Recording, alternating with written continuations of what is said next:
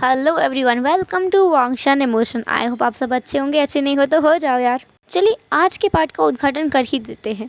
तो last part में हमने कहाँ छोड़ा था, जब हमने देखा था कि विंग का बहुत बुरा हाल हो गया था। बेचारा जो विंग था उस पर वांगजी कितना ज़्यादा टेंट्रम्स शो कर रहा था उसका प्रेगनेंसी की वजह से। एंड सबको पता भी चल गया था कि ये बेबी जो है वो वांगजी का और विंग का है। अब आगे एक बड़ा सा हॉस्पिटल है एंड इसके अंदर विंग लगातार चक्कर काट रहा है। उसे तो चैन ही नहीं आ रहा है। उससे बहुत लोगों ने बोला है, मतलब लानकुरन ने, लांसेचन ने और उसकी मदर ने, बाबा ने, सब ने बोला, बट कोई भी उसको शांत नहीं कर पाया। वो टेंशन ले रहा है एंड बोल रहा है कि अंदर चल क्या रहा है। आईसी रूम में वांगजी है जिसका डिलीवरी हो रहा है, क्योंकि वांगजी को 9 मंथ हो चुका है। एंड अंदर डॉक्टर्स का भी बहुत बुरा हाल है। इसलिए नहीं क्योंकि ये कॉम्प्लिकेटेड केस है, इसलिए क्योंकि ये महा कॉम्प्लिकेटेड केस है। वांगजी का केस जो है, एंड वांगजी हर किसी की पिटाई किया जा रहा है। जो भी डॉक्टर उसके पास आता है, वांगजी पेन के कारण उसको 2-3 थप्पड़ जड़ ही देता है। कई डॉक्टर्स बेचारे जिन्होंने वांगजी का लात भी खाया है। फाइनली 2 घंटे के स्ट्रगल के बाद में डिलीवरी हो ही गया एंड डिलीवरी होते ही वांगजी बेहोश हो गया। एंड डॉक्टर्स को इस बात की खुशी है क्योंकि वो बच गए, वरना पता नहीं वांगजी और क्या करता। एंड कमरे में जैसे ही रोने का आवाज़ आया, मतलब हॉस्पिटल रूम में, बाहर वाले लोग सब खुश हो गए। बट विंग को चिंता थी, क्या वांगजी ठीक है? वांगजी का तो कोई आवाज़ ही नहीं आ रहा है। तो उसने अपनी मदर से पूछा, मदर बेबी तो ठीक है, उसका रोने का आवाज़ आया, पर वांगजी का रोने का आवाज़ क्यों नहीं आ रहा है? कांग्रेस सरन एकदम शॉक में थी कि उसका बच्चा है क्या, क्या मतलब ये लोग इतने बड़े हो गए हैं, ये फादर बन गया है एंड इसको इतना भी नहीं पता। वांगजी का हालत खराब होगा, उसका बोलते भी नहीं बन रहा होगा, तो वो इतनी जोर से रोएगा क्या वो बच्चे की तरह? तो कांग्रेस सर ने अपने बेटे के सिर पर हिट किया एंड कहा, यू स्टूपिड, अंदर चलो। वीर ने कहा, मदर पर बताइए तो। जब वो अंदर गया तो उसने देखा कि वांगजी बेहोश है।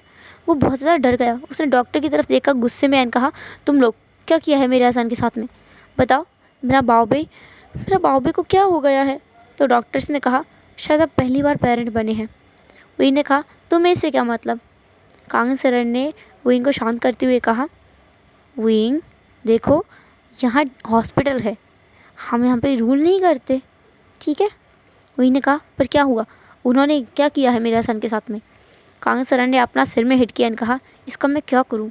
उन्होंने विंग को एक कोने में खींचा एंड उसको बताया कि वांगजी बहुत ज़्यादा टायर्ड है बर्थ देने की वजह से एंड वो इसलिए बेहोश हो गया है, डॉक्टर्स ने कुछ नहीं किया है। तब विंग को समझ में आया एंड तब जाके विंग शांत हुआ। जब वांगजी को होश आया तो उसके पास में विंग बैठा हुआ था, बेबी को गोद में लेकर के। विंग के तो गोद में वो आ भी नहीं रहा था। उसे बहुत ज़्यादा डर भी लग रहा था, कितना छोटा सा बच्चा है। विंग अगर उसको गोद में लेगा तो उसको नुकसान ना पहुंचा दे, कुछ उसको हो ना जाए। विंग बहुत ज़्यादा डर रहा था, पर कांग्रेस सर ने विंग के गोद में उस बच्चे को रख दिया। जब विंग ने देखा कि वांगजी उसकी तरफ देख रहा है तो विंग वांगजी के पास गया एंड उसने उस बेबी को वांगजी के पास में लिटा दिया एंड कहा, लिटिल एंजल देखो, तुम्हारा बाबा जाग गया।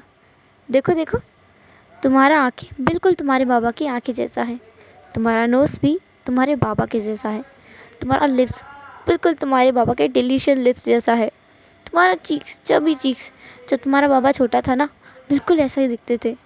वांगजी बहुत ज़्यादा ब्लश कर रहा था। उसने कहा, गा। विंग ने कहा, क्या हुआ? वांगजी ने कहा, बस करो, वो मेरी तरह दिखेगा तो आपकी तरह क्या नहीं दिखेगा, वो आपकी तरह भी दिखता है। विंग ने कहा, तुमने थोड़ी मुझे बचपन में देखा था कि मैं कैसे दिखता था।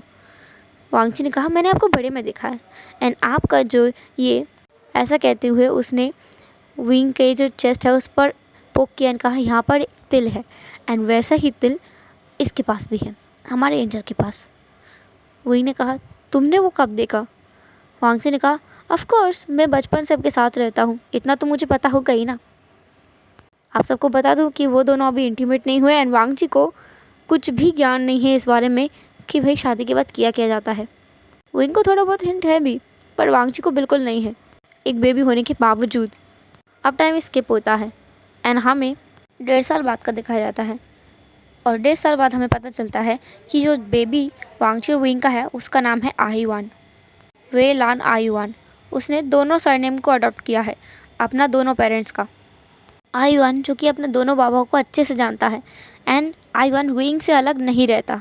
हालांकि वांग जी के पास वो जाता तो है, पर वो विंग से बिल्कुल अलग नहीं होता है, उसके साथ जोंक की तरह चिपका रहता है, जैसा कि पहले प्रेगनेंसी के टाइम पे वांग जी चिपका रहता था। एंड अभी वांग जी को अपना करियर आगे बढ़ाने के लिए दूसरी जगह पढ़ने के लिए जाना है। एंड उसको सजेस्ट किया गया है कि वो अपना फैमिली से सारा कांटेक्ट ना रखे, क्योंकि अगर वो ऐसा करेगा, कांटेक्ट रखेगा, तो उसका मन भटकेगा, वापस आने का करेगा। एंड अब तो उसके पास एक बेबी भी है, तो वो वापस आने की पूरी कोशिश करेगा। अगर उसे अपना करियर सेट करना है तो उसे थोड़ा टाइम तो लेना पड़ेगा। इस बात के लिए वांग जी बिल्कुल राजी नहीं था, पर विंग ने इंसिस्ट किया तो वांग जी को मानना पड़ा। विंग ने उसे बहुत समझाया, बहुत टाइम से विंग उसे कन्विंस कर रहा था, तो वांग जी को आखिरकार मानना पड़ा। एंड फाइनली एयरपोर्ट पर विंग ने वांग जी को छोड़ा एंड वांग जी अंदर चला गया। विंग फ्लाइट को जाते हुए देख रहा था, फ्लाइट आसमान में जा रहा था एंड विंग का मन पूरे तरह से खाली हो गया था। उसे बहुत ज़्यादा रोना आ रहा था, उसकी आंखों से आंसू भी निकल रहा था। एंड जो आयुन है वो हवा में अपना हाथ करके बता रहा था, पापा पापा। विंग ने आयुन के चीक्स पर हाथ रखा, इनका बाबा। पापा गया, वो जल्दी आएंगे बेबी, हमारे पास वापस आएंगे 4 साल बाद।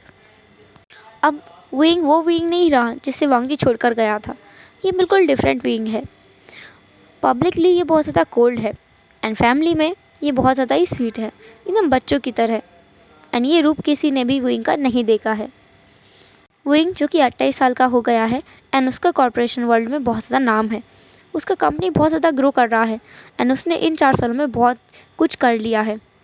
आयुन जो कि अभी 5 साल का बच्चा है एंड वो अपने बाबा से बिल्कुल दूर नहीं रह सकता। एंड कभी कभी तो विंग आयुन को लेकर के अपना जो ऑफिस है वहाँ भी जाता है। आयुन के बारे में ज़्यादा किसी को पता नहीं है कि ये विंग का बेटा है, क्योंकि विंग अपना पर्सनल एलिवेटर यूज़ करता है एंड उसे अपने साथ ले जाता है एंड साथ ही वापस लेके आता है। किसी की नज़रों में आयुन अभी तक आया ही नहीं है एंड अभी आयुन कोई स्कूल भी नहीं भेजता है विंग। आज वो दिन है जिसका विंग ने पिछले 4 सालों से बेसब्री से इंतज़ार किया है। आज वांग जी वापस आने वाला है एंड इस चीज़ के लिए विंग बहुत ज़्यादा ही एक्साइटेड है, खुश है, नर्वस है एंड इमोशनल भी है, क्योंकि फाइनली उसका प्यार, उसका एहसान वापस आने वाला है उसके पास। आयुन जो कि 5 साल का है लेकिन दिखता 8 साल का है, बिल्कुल वांग जी की तरह। एंड उसका हेल्थ भी बहुत अच्छा है, हाइट भी बहुत अच्छा है एंड दिमाग तो बहुत ज़्यादा शार्प है। वो उसका एज भले 5 साल हो, पर वो बहुत कुछ समझता है एंड बहुत कुछ सोचने लगा है। 5 साल का बच्चे बस खेलने में रहता है, बट आयुन बहुत कुछ समझ सकता है। वो अपना बाबा के साथ में जाता है एंड कभी कभी तो आयुन की जो बातें हैं वो सुनकर विंग भी हैरान हो जाता है। आयुन कितनी मैच्योर बातें करता है 5 साल की उम्र में। जब तक तो बच्चों को ठीक से बोलना भी नहीं आता है, उस टाइम पे आयुन कितना कुछ समझने लगा है एंड विंग को पूरा यकीन हो गया है कि ये जो बेटा है वो वांग जी का ही है। उसे लगता है कि आयुन में एक भी गुण विंग का है ही नहीं, सारे गुण वांग जी के हैं। दिखता भी वांग जी के जैसा है एंड काम हरकतें जो है वो भी वांग जी की जैसी ही है, पर ये विंग का इल्यूजन है।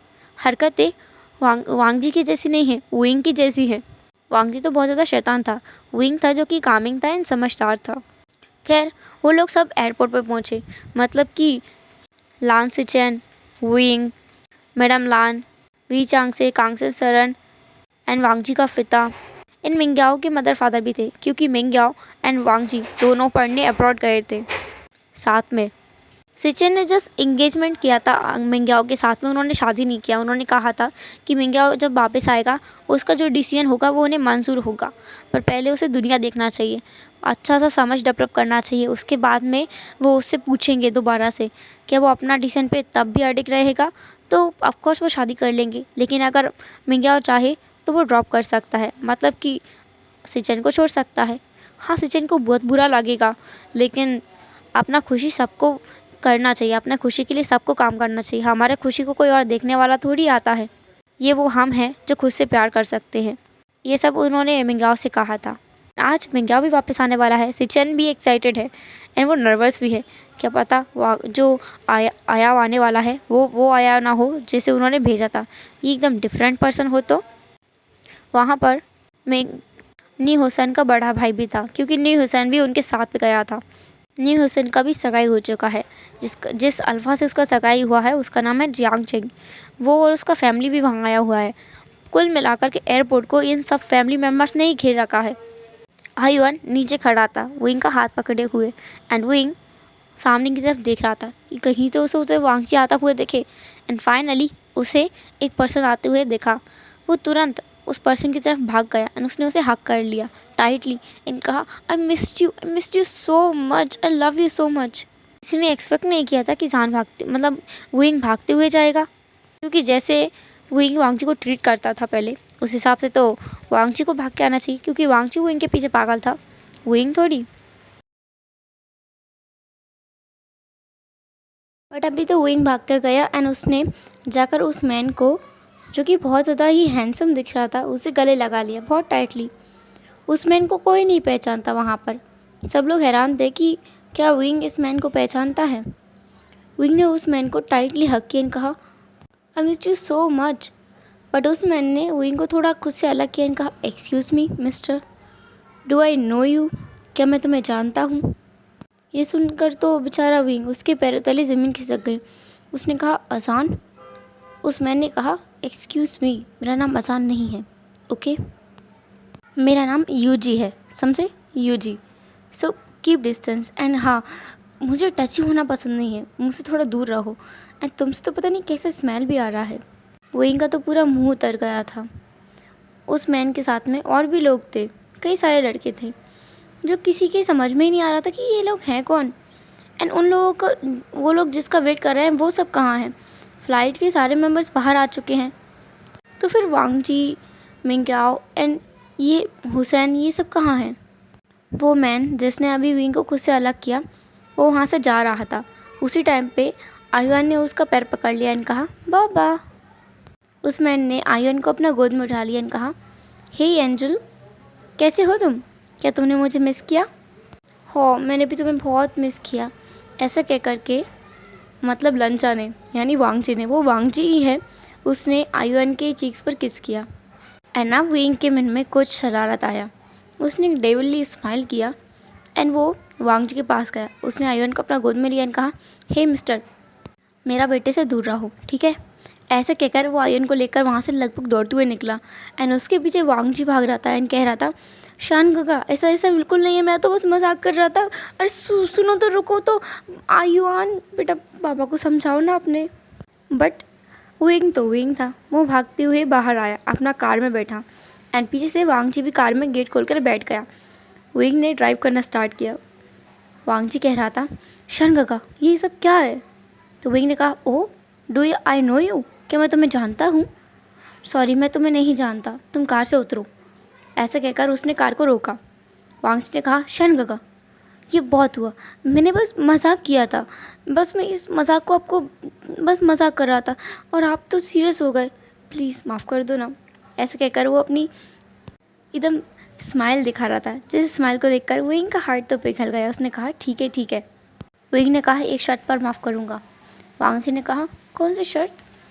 तुम्हें पनिशमेंट लेनी होगी मुझसे। वांगजी ने कहा, पनिशमेंट, आप क्या ही पनिश करोगे, ठीक है मुझे मंजूर है। विंग ने कहा, देखो फिर तुम मुकर नहीं सकते। वांगजी ने कहा, मुझे मुकरने की ज़रूरत भी नहीं है शान गगा, क्योंकि मुझे पता है आप मुझ पर हाथ तो वैसे भी नहीं उठा पाओगे, क्योंकि आप एक तो मुझसे प्यार करते हो, दूसरी बात मेरा फैमिली एंड आपका फैमिली फिर आपको नहीं छोड़ेगा, तो मैं उस तरफ से तो पूरा फ्री हूँ। क्या ही कराओगे फिर आप मुझसे, मैं रेडी हूँ पनिशमेंट के लिए। विंग ने कहा, पक्का। वांगजी ने कहा, हाँ पक्का, बिल्कुल पक्का। देन वो लोग घर गए। वांगजी देख सकता है कि ये बिल्कुल ही डिफरेंट जगह वो लोग जा रहे हैं, उनका घर यहाँ तो नहीं है। तो वांगजी ने पूछा, शान गगा, हम लोग कहाँ जा रहे हैं। तो विंग ने कहा कि हम लोग घर जा रहे हैं। वांगजी और भी बहुत कुछ पूछना चाहता था, पर विंग ने उसे चुप करा दिया। एंड फाइनली वो लोग एक जगह पर पहुँचे। वांगजी जब बाहर देख रहा था, उसे तो यकीन नहीं हुआ कि ये उसका घर है या महल है। वो कार से उतरते ही उछलने लगा एंड बोलने लगा, शान गगा, इट्स रियली ब्यूटीफुल, ये कितना अच्छा दिख रहा है। वहाँ पर गार्डन था और गार्डन के बीचों बीच में एक घर था और उसका जो गेट था वो कांच का था, जिससे अंदर का बहुत सारा चीज़ दिख भी रहा था। एंड एक साइड में तो कुछ भी नहीं था, मतलब कांच का ही दीवार था, तो उसके अंदर का सब दिख रहा था कि अंदर क्या क्या चल रहा है। वांगजी को बहुत अच्छा लगा ये घर। री ने कहा, तुम्हें पसंद आया। वांगजी ने कहा, बहुत ज़्यादा। देन वो लोग अंदर गए। अंदर एक ग्रैनी थी, मतलब एक बूढ़ी औरत जिनको विंग ग्रैनी कह रहा था। एंड वांग जी को पहचानने में बहुत मुश्किल हुई कि ये ग्रैनी आखिर हैं कौन। तब विंग ने उसे बताया कि विंग ने उससे कहा था कि आयुन को संभालने के लिए उसने ग्रैनी को रखा है, ये वही ग्रैनी है। तब वांग जी को याद आया, हाँ विंग ने उसे एक बार बताया था जब उनकी एक बार बात हुई थी बहुत मुश्किलों से। तब आयुन वांग जी को नहीं छोड़ रहा था, बिल्कुल भी नहीं छोड़ रहा था। लेकिन विंग ने कहा कि उसे जाकर कुछ खा लेना चाहिए, उसने बहुत टाइम से कुछ भी नहीं खाया है। तो आयुन भी मान गया एंड ग्रैनी उसे ले गई। विंग वांग जी को लेकर के अपना रूम में आया। उन दोनों ने बात लिया अलग अलग एंड देन वो दोनों बेड पर बैठे थे। विंग ने कहा, तो रेडी हो अपना पनिशमेंट के लिए? वांग जी ने कहा, मैंने तो पहले ही कहा था, मैं तो रेडी हूँ। विंग ने ऐसे सुना, वो वांग जी के बहुत पास आ गया। उसने वांग जी से कहा, तुम सच में रेडी हो? वांग जी एकदम से शिवर कर उठा। उसे कुछ समझ नहीं आया कि विंग किस पनिशमेंट की बात कर रहा था। उसने कहा, गा आप विंग ने कहा, श्श, मुझे तुम्हें पनिश करना है, क्या तुम मुझे खुद को पनिश करने दोगे? वांग जी ने गल्प किया और कहा, पर कैसा पनिशमेंट, मुझे बताइए तो। विंग ने कहा, बोलकर बताऊं या फिर तुम देखना चाहोगे या फिर डायरेक्ट करके दिखाऊं? वांग जी ने कहा, बोलकर ही बता दीजिए, फिर मैं एक्सेप्ट कर लूँगा पनिशमेंट। देन विंग ने वांग जी के ईयर्स में लगभग विस्पर करते हुए कहा, मैं तुम्हारे साथ अपना सब कुछ शेयर करना चाहता हूँ एहसान, एंड मैं अपना मैरिज को कंप्लीट करना चाहता हूँ। क्या तुम मुझे इसका परमिशन दोगे? अब वांग जी को समझ आया कि विंग किस बारे में बात कर रहा है। एंड ये सुन करके उसका पूरा फेस रेड हो गया, उसका ईयर्स भी रेड हो गया, उसका नेक भी पूरी तरह से रेड हो गया। उसे लग रहा था कि उसका चीज़ बर्न कर रहा है। उसने कहा, शान काका, क्या क्या बातें कर रहे हो आप? विंग ने हंसते हुए कहा, क्या हुआ, क्या हम लोग ऐसा नहीं कर सकते? एंड अब तो तुम समझदार भी हो, तुम्हें सब कुछ पता भी है, तो तुम्हें अच्छे से समझ आ रहा होगा कि मैं किस बारे में बात कर रहा हूँ।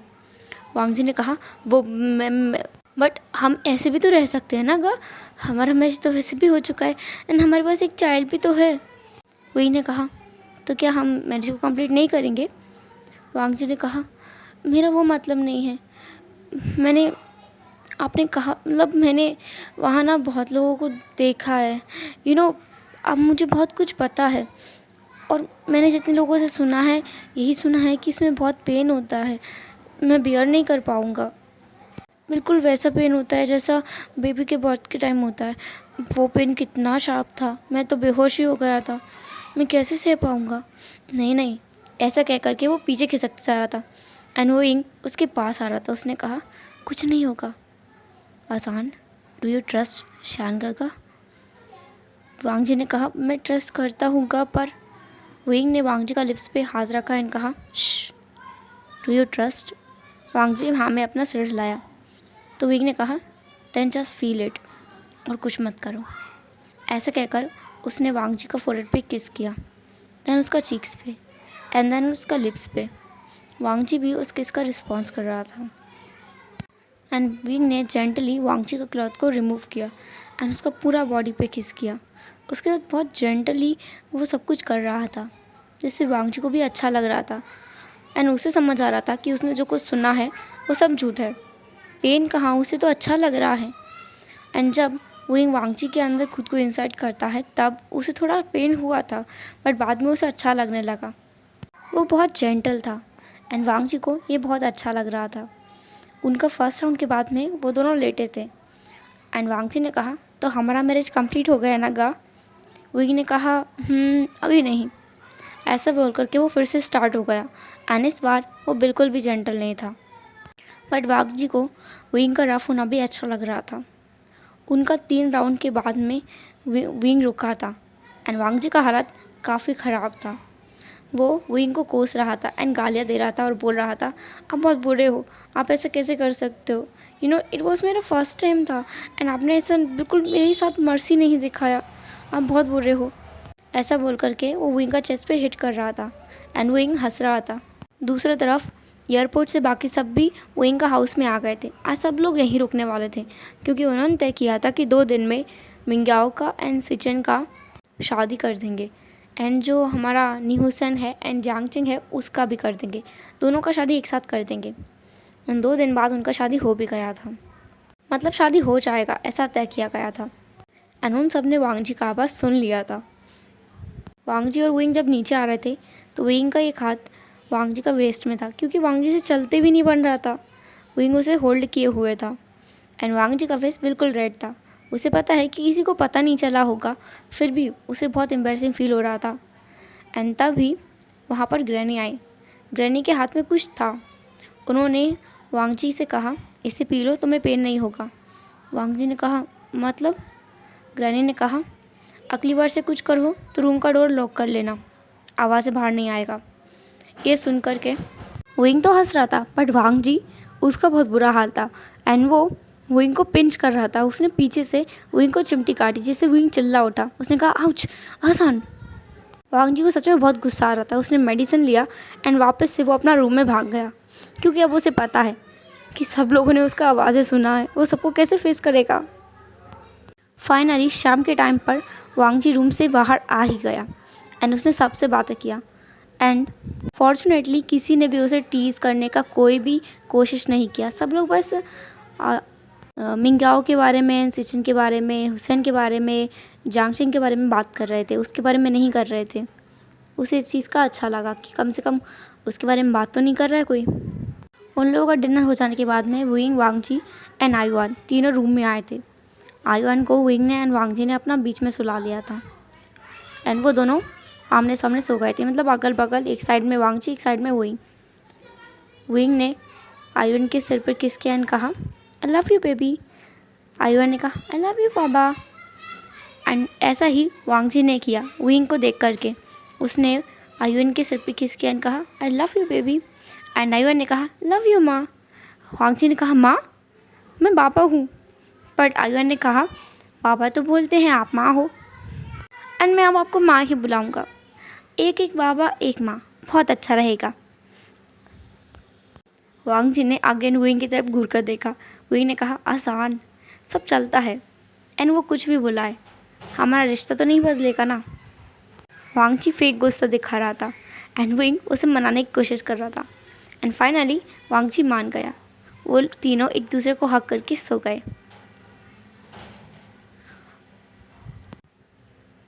हेलो एवरीवन, तो कैसा लगा ये एफएफ आपको एंड आज का पार्ट मुझे कमेंट में ज़रूर बताना। एंड मैं पूछना चाहती हूँ कि मैंने सोचा है मैं शांगवांग का एक अलग ही चैनल बना लूँ, क्योंकि कुछ लोगों को शांगवांग एफएफ पसंद नहीं होता एंड कुछ को वही पसंद है, उनको वांगशन पसंद नहीं होता। तो मैं सोच रही हूँ, अगर आप लोग चाहते हो कि मैं ऐसा करूँ तो मुझे कमेंट में यस टाइप करके ज़रूर लिखना, या मतलब बता देना कि हाँ आप दीदी बना लो ऐसा। एंड इस चैनल पे मैं वांगशन एफएफ शेयर किया करूँगी, तो ये कैसा रहेगा? आपको सेपरेट वर्क मिल जाएगा, आप दोनों जगह सुन सकते हो। जिसको दोनों पसंद है वो दोनों चैनल को विज़िट कर सकता है एंड जिसको सिर्फ शांगवांग ही पसंद है वो शांगवांग चैनल विज़िट कर सकता है एंड जिसको वांगशन पसंद है वो वांगशन विज़िट कर सकता है। जो भी हो मुझे कमेंट में ज़रूर बताना एंड हाँ, चैनल को सब्सक्राइब करना बिल्कुल मत भूलना, आप लोग भूल जाते हो शायद। और वीडियो को लाइक कर देना और कमेंट करना तो बिल्कुल ही मत भूलना। चलो फिर मिलेंगे नेक्स्ट एफएफ में, तब तक के लिए tata, take care, bye bye, अपना ख्याल रखना।